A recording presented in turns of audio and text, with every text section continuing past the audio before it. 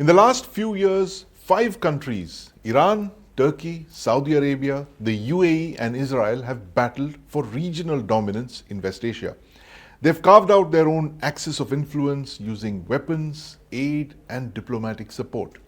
Now, needless to say, many of these linkages have implications for India's economy and connectivity projects, but more on that later. Now, Iran was the first country to build an axis of influence in West Asia.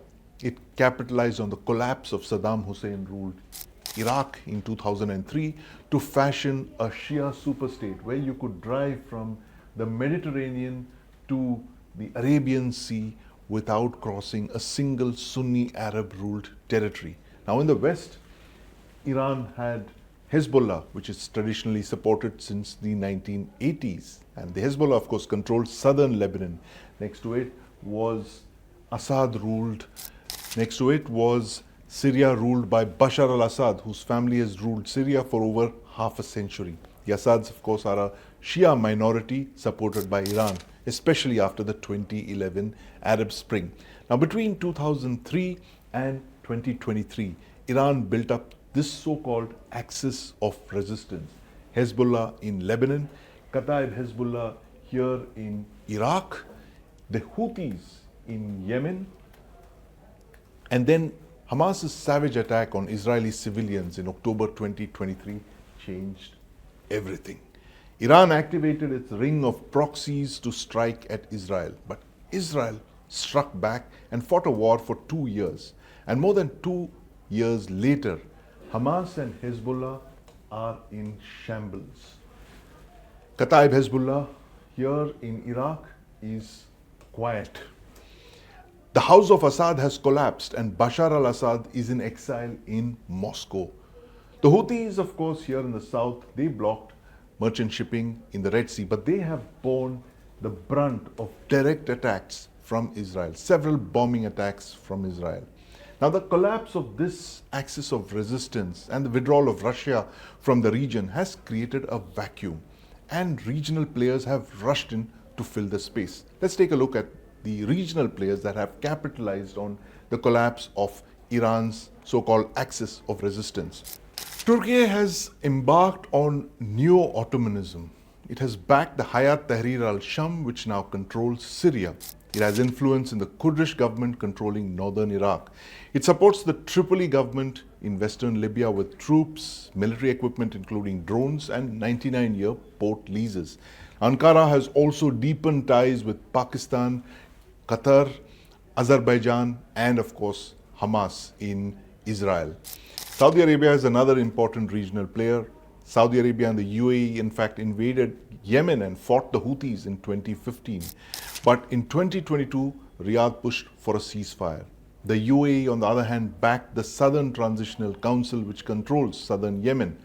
And in December, Saudi Arabia forced the UAE to withdraw from Yemen. It struck at a port where the Emiratis had supplied arms and ammunition to the southern government. Now, Riyadh is pushing for a united Yemen, but the UAE is backing a separatist movement in Yemen. That's the root of the present conflict between the UAE and Saudi Arabia that has enormous implications for regional dynamics. Now in Sudan, for instance, Saudi Arabia backs the government of the Sudanese armed forces led by General Abdel Fattah al-Burhan, whereas the UAE supports the rival Rapid Support Forces.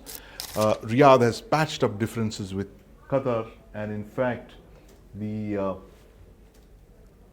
are both opposed to the UAE. But the most interesting arc here in West Asia is the Israel-UAE axis of mutual interest. The UAE is one of only 4 Arab countries that recognized Israel after the Abraham Accords in 2020. And the US-UAE-Israel partnership has continued despite strains from the conflict in Gaza. In Yemen, for instance, the UAE backs the breakaway Southern Transitional Council. In Sudan, the UAE supports the breakaway Rapid Support Forces, or the RSF, opposed to the Saudi-backed government that's in place. UAE and Israel are seeking access to the strategic Horn of Africa here, comprising Somalia, Somaliland, Ethiopia, and of course Sudan. Now, Israel recognized Somaliland in 2025. That's somewhere here. It has an eye on the Red Sea, particularly the areas controlled by Houthis in Yemen, which have shut down all shipping traffic. Now, in Libya, for instance, the UAE supports the eastern faction led by the warlord Khalifa Haftar, General Haftar, of course.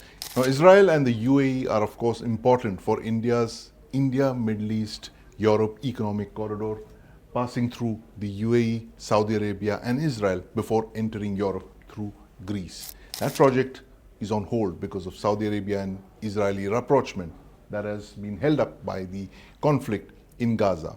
Now, all of these countries, but for one, that's Turkey, have excellent relations with India. And in fact, this 2023 push for IMEC was an Indian initiative. That corridor was stuck after the war in Gaza.